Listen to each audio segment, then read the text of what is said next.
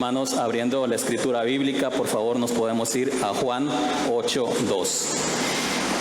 Indicando con un amén cuando ya estemos ahí. La palabra se lee en el nombre del Padre, del Hijo, haciendo una interrupción, los niños pueden pasar sus clases, los jovencitos, es momento de pasar a clases. Ay, disculpe, hermanos. Entonces, como les decía, abriendo la escritura bíblica en el Evangelio de Juan 8:2, así como estamos de pie, damos lectura. Esta se lee en el nombre del Padre, del Hijo y del Espíritu Santo. La escritura bíblica dice: y por la mañana volvió al templo y todo el pueblo vino a él, y sentado él les enseñaba. Hermanos, ¿pueden tomar sus asientos, por favor? En el emboscado, hermanos, en el emboscado de esta escritura bíblica, en Juan 8:2-11 habla sobre la mujer adúltera. Hermanos, vamos a tratar de hacer un preámbulo, es decir, un inicio en esta escritura bíblica. Si ustedes recordarán, la ocasión anterior que me tocó compartir palabra, hablamos de un juicio, el cual consistía en, como ustedes recordarán, cuando enjuician a Jesús de manera pública en frente de Pilato, que Pilato en este caso era la parte de juez. Existía la segunda parte, que era la parte acusadora, que en este caso, como nosotros sabemos, eran los escribas, los fariseos, el Sanedrín, y también existía la parte acusada, que en este caso era Jesús. Como ustedes se pueden ver en estos tres elementos de estos tres juicios, existía la parte que acusaba, existía la parte que juzgaba y existía la parte que era acusada. Pero más sin embargo no existía quien defendiera, no existía la parte defensora.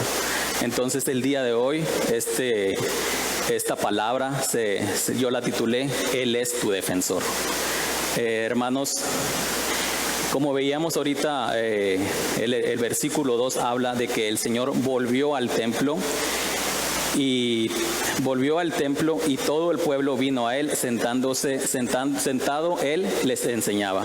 ¿De dónde volvió Jesús? Jesús volvió del Monte de los Olivos. ¿Por qué se había ido al Monte de los Olivos?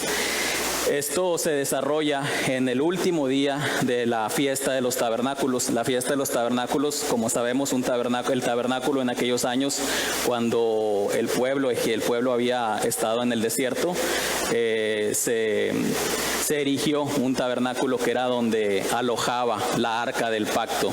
Y la arca del pacto, dentro del arca del pacto estaban las piedras talladas por el dedo del Señor, de Jehová, dándonos los mandamientos. Entonces eso era el tabernáculo, era la presencia del Señor. Regularmente en aquellos tiempos se ponían tiendas y el tabernáculo siempre estaba al centro. Las indicaciones del Señor era que las tribus se pusieran alrededor, la de Benjamín, la de Efraín, la de Manasés, la de Judá, etcétera, y que al centro estuviera el tabernáculo. ¿Por qué en el centro? Porque el Señor siempre nos pide que seamos el centro de él. Entonces, en aquellos años se llevaba esta tradición de la fiesta de los tabernáculos. Se acaba de la fiesta de los tabernáculos y Jesús parte al Monte de los Olivos. Si ustedes se dan cuenta, en aquellos tiempos estas celebraciones se hacían en el templo, en su segunda etapa. Estas celebraciones eran muy concurridas, había mucha gente en esos lugares, y Jesús acudió a esa fiesta de los tabernáculos y muchos le conocían y sabían que predicaban la palabra. En algunas ocasiones nos explicaban de dónde Jesús podía con tanta facilidad o con tanto dominio explicar la palabra. Pues obviamente porque la conocía, porque venía del Padre y porque esa palabra estaba en él, pero no nada más estaba en él sabiéndola, sino que también estaba en acción. Entonces la gente lo conocía y sabía que al día siguiente, y en este caso ellos sabiendo que al día siguiente, regresando del templo, él tenía algo que enseñarles. Hermanos, por eso dice aquí en el versículo 2 que volvió por la mañana al templo y vino el pueblo a él, y él sentado les enseñaba. Si ustedes se pueden imaginar que se siente con nosotros Jesús y que como maestro nos enseñe la palabra, pues ellos fueron muy afortunados porque estaban enfrente del maestro y el maestro les estaba enseñando parte de las escrituras bíblicas, como ya sabemos, a través de parábolas, a través de explicaciones sencillas para que el pueblo pudiera entenderlo. En el versículo 3, hermanos, vemos donde sigue la escritura bíblica y dice: entonces los escribas y los fariseos le trajeron una mujer sorprendida en adulterio, poniéndola en medio. El versículo 4 dice: le dijeron: maestro, esta mujer ha sido sorprendida en el acto mismo del adulterio. Como podemos ver en esta escritura, en esta parte de la escritura, nos menciona que Jesús estaba sentado, posiblemente de este lado. En medio le pusieron a la mujer adúltera y en la parte de enfrente estaban todas las personas. Porque aquí la escritura bíblica dice que el pueblo vino a él para ver qué les iba a enseñar. Entonces ahí en ese momento, enfrente de él estaban parte acusadora, que en este caso eran escribas y fariseos. En este caso estaba la parte que era acusada, que era la mujer adúltera. Existía, pero aquí faltaba un elemento, que era la parte que enjuiciaba. Jesús era la parte defensora. Esta mujer, sin saberlo, Jesús ya era su defensor en ese momento. Como podemos ver, pero vamos a ver quiénes eran esos escribas y esos fariseos. ¿Quién eran esas personas que tenían aparentemente en esos tiempos la calidad moral como para señalar a una persona y poder tratar de que se le hiciera un juicio? ¿Quién eran los escribas? Y no sé si ustedes han recordado mucho que se habla mucho de los escribas y los fariseos. Pues el escriba en aquellos tiempos era la persona encargada de escribir e interpretar y en algunas ocasiones hacer algún comentario de la ley. Ese era el escriba específicamente. Y el fariseo es un movimiento político que entró después de la construcción del templo en su segunda etapa, después de la cautividad de Babilonia. Como nosotros sabemos, el pueblo estaba disperso, no había quien diera una dirección en cuanto a esto. Entonces en ese momento surgen los fariseos, que son aquellas personas que efectivamente sí conocían la ley, pero se basaban solamente en el Antiguo Testamento, se basaban solamente en las enseñanzas bíblicas, pero se iban mucho con la ley, con el Pentateuco. En este caso, como nosotros sabemos, son los primeros 5 libros de la Biblia. Y ellos se basaban solamente en eso. Entonces esos eran los escribas, eran conocedores de la ley, definitivamente, eran de la tribu de Judá, se les menciona como el judaísmo rabínico, que en la actualidad sigue existiendo. Solamente se basan en el Viejo Testamento. Esa es la diferencia entre un escriba y un fariseo. El fariseo regularmente era de clase media, acomodada, y como nosotros sabemos, buscaban más que nada el poder. Entonces en su momento a ellos no les convenía que Jesús hablara la verdad, porque de esta manera su movimiento no iba a mantenerse en pie. ¿Por qué? Porque iban a ser descubiertos muy seguramente, porque imponían cargas pesadas para el pueblo.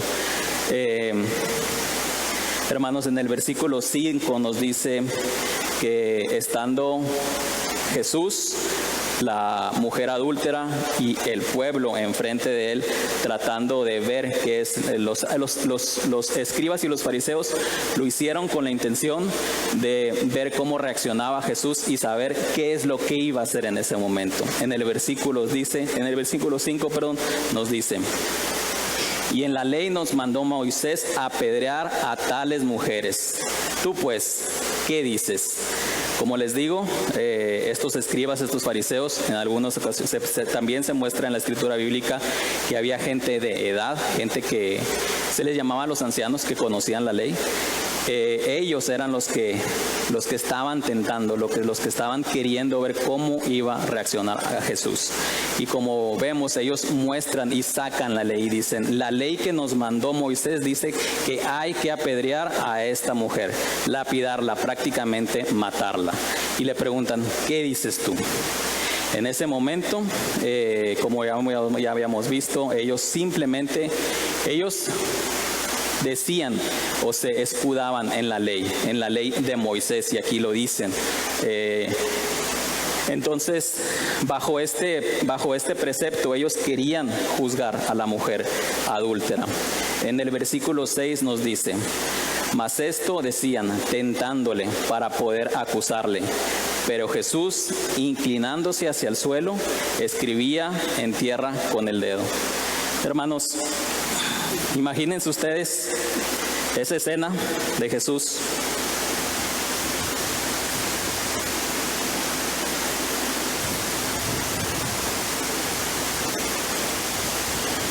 Ante un escenario fuerte delante de él, donde se gritaba, donde le decían apedréala, donde le decían hay que matarla, donde le decían ¿qué vas a hacer con la ley? En ese momento Jesús, con mucha tranquilidad, la Biblia lo dice, él escribía con su dedo en la tierra, en el polvo. No sabemos todavía, no hemos llegado todavía para saber qué es lo que escribía Jesús. Es de las pocas veces en la Biblia que se habla que Jesús estaba escribiendo. ¿Qué estaba escribiendo Jesús? Lo que mostraba era una acción de tranquilidad, porque sabía y confiaba en lo que él sabía.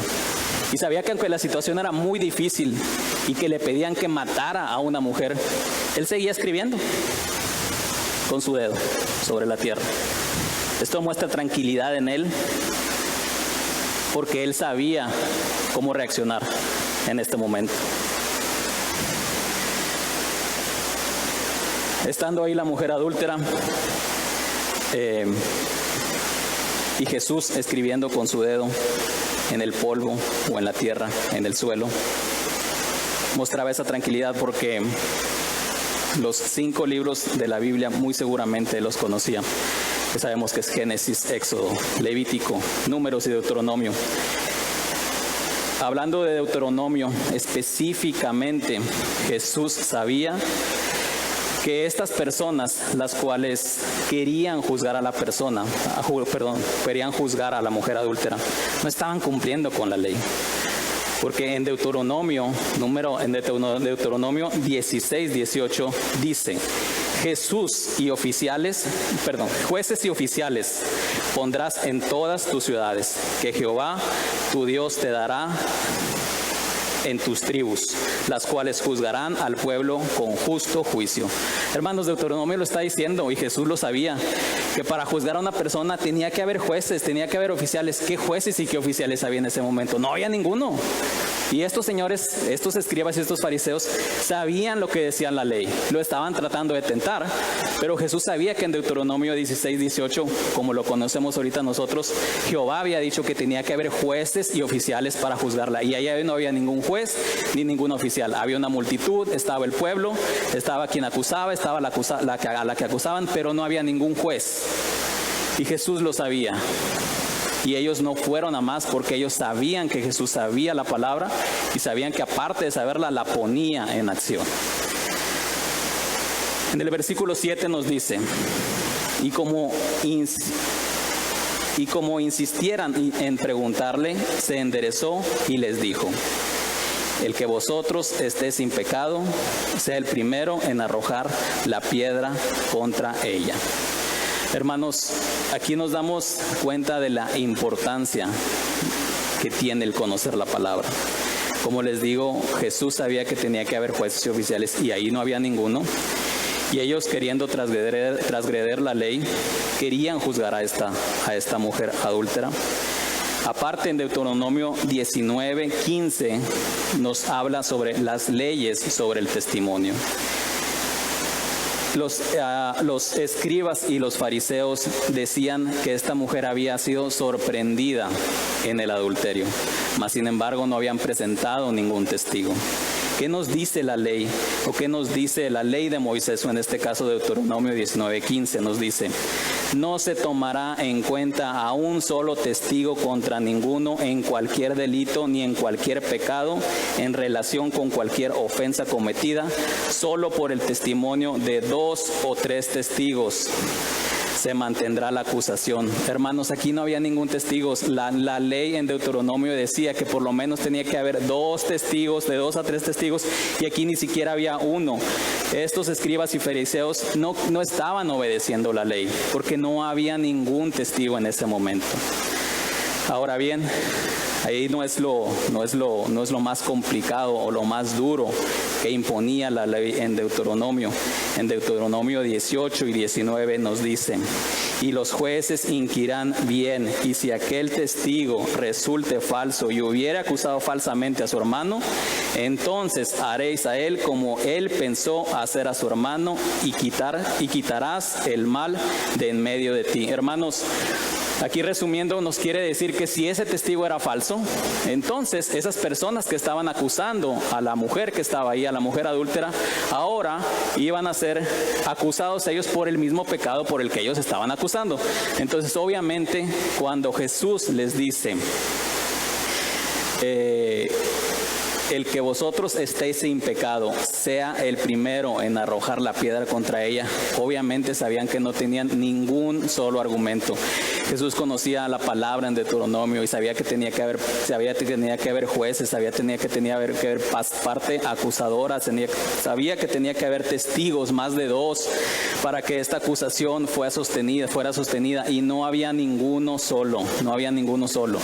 Entonces, hermanos, en este momento Jesús sabía que él tenía todas las oportunidades de ganar, porque si ellos querían debatir la ley, Jesús tenía como decirles que estaban haciendo un mal.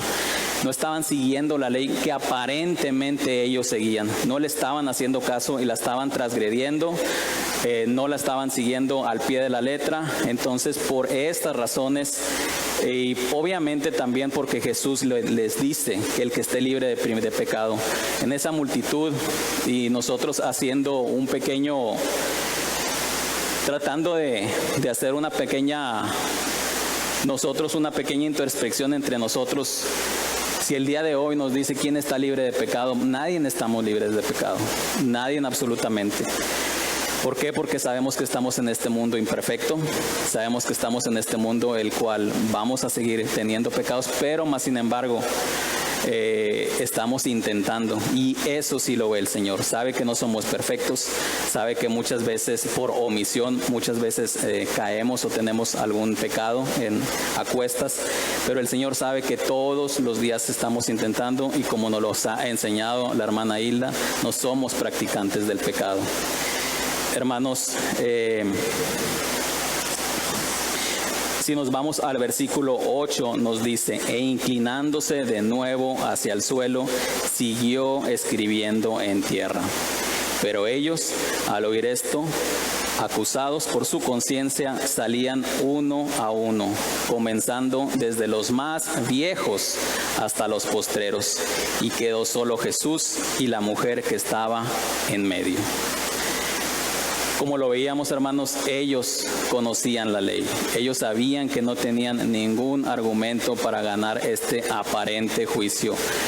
Ellos, los escribas, los fariseos, quien acusaban,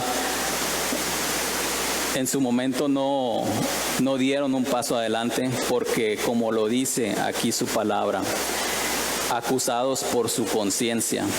Todos tenemos una conciencia, todos podemos hacer una introspección en nosotros, y sabemos que nuestro papel no es juzgar, nuestro papel no es señalar, nuestro papel es simplemente, en algunas ocasiones hay que ayudar, tenemos que comprender, y muchas veces tenemos que ponernos en los zapatos o en el calzado de la persona que está enfrente, porque nosotros no sabemos cuáles son los motivos o los detalles por los que pasó esta mujer.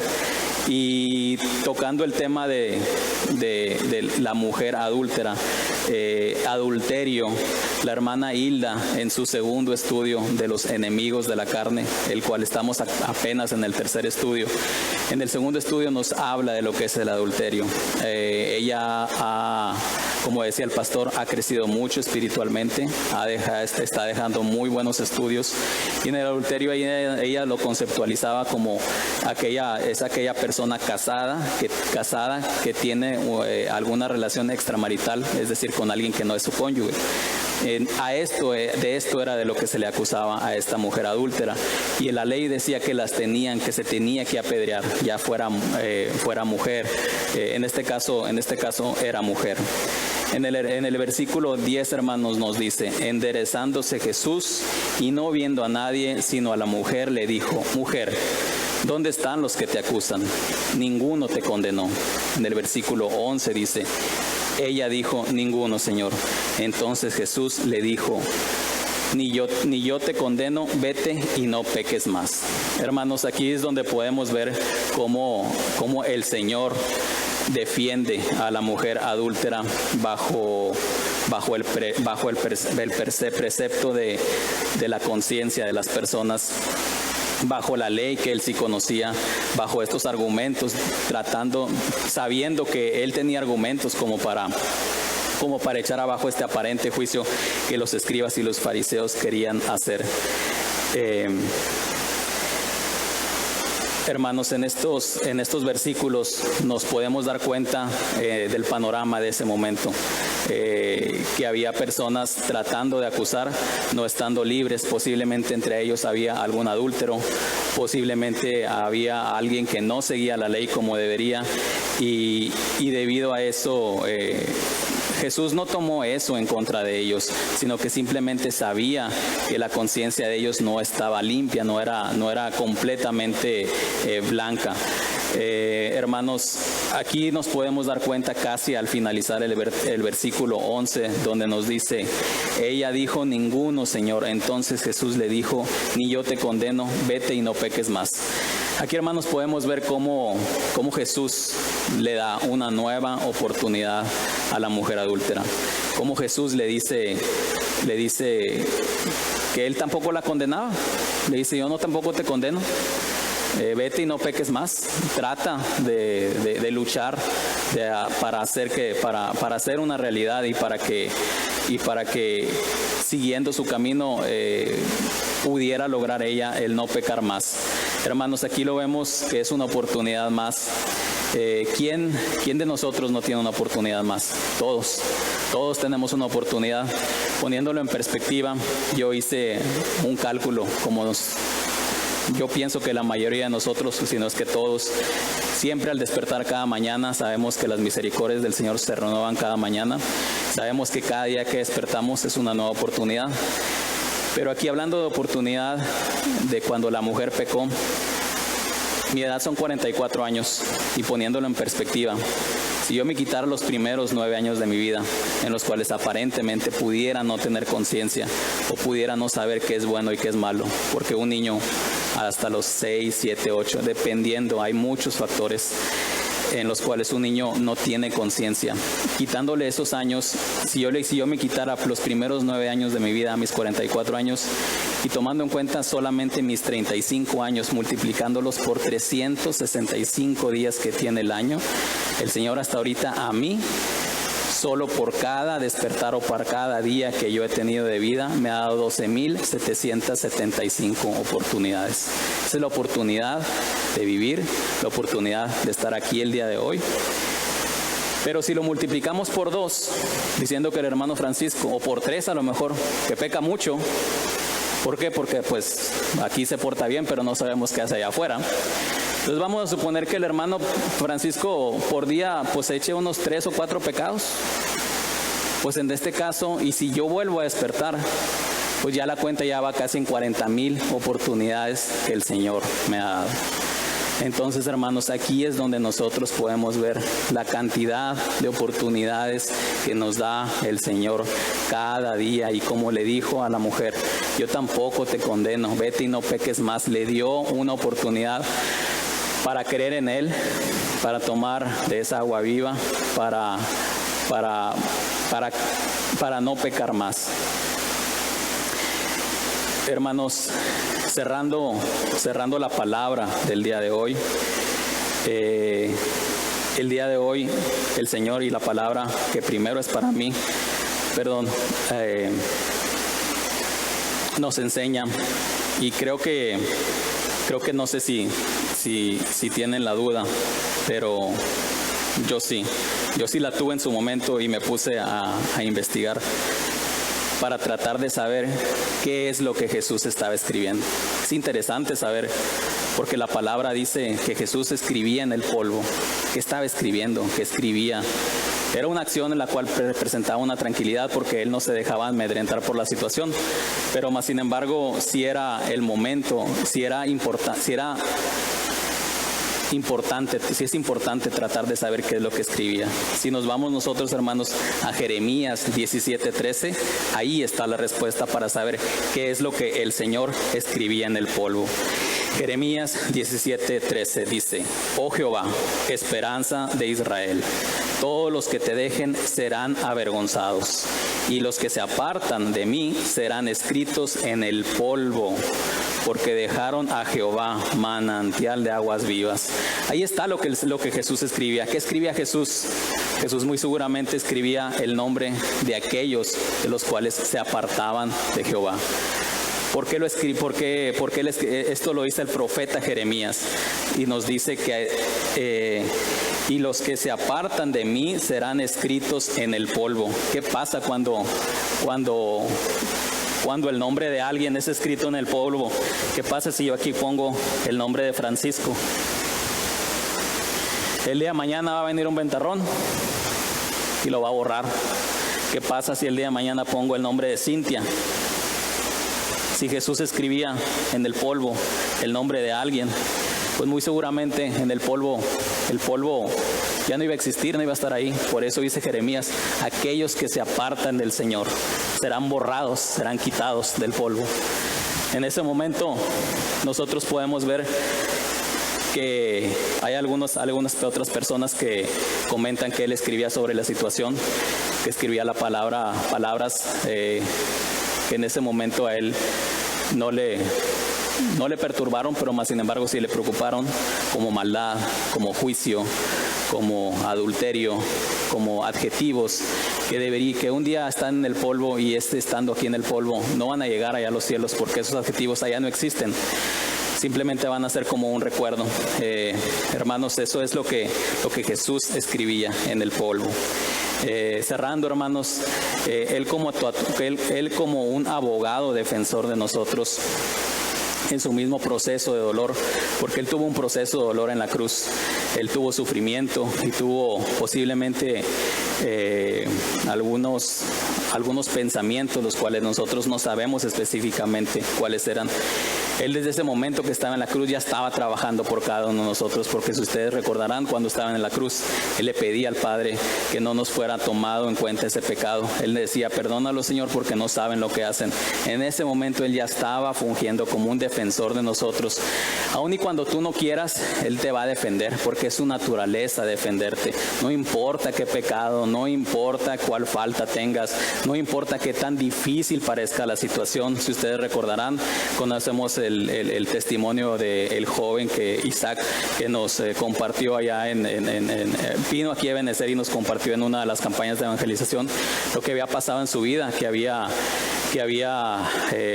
se había metido con su mueble dentro de una casa y había fallecido una niña, la cual había sido accidentada, que estaba en su recámara. Es un juicio difícil, definitivamente, es un juicio complicado, pero sabemos que aún en el juicio más complicado el Señor va a estar ahí presente. El Señor no nos va a desamparar, el Señor siempre va a estar ahí, y su especialidad, hermanos, son los casos complicados. Créanmelo, porque en este caso le estaban pidiendo la vida de esa mujer, pedían lapidarla. Con él, hermanos, no requieres ningún contrato, no requieres pagarle, no requieres decirle: Señor, ¿me quieres defender? No, el Señor te va a defender. Sabemos que esto es por su bondad, por su misericordia, por su propia naturaleza. Hermanos, cerrando, como les decía, cerrando esto, esta es la palabra que el Señor me ha dado el día de hoy. Quise poner en perspectiva la situación, lo complicado que aparentemente, lo complicado para nosotros que podía aparentar esa situación caótica, donde pedían la vida de una persona, donde pedían que le apedraran, donde había gente que señalaba, donde no había un juez, donde sí había un defensor, que la mujer adúltera ni siquiera sabía que el Señor Jesús iba a fungir como su defensor.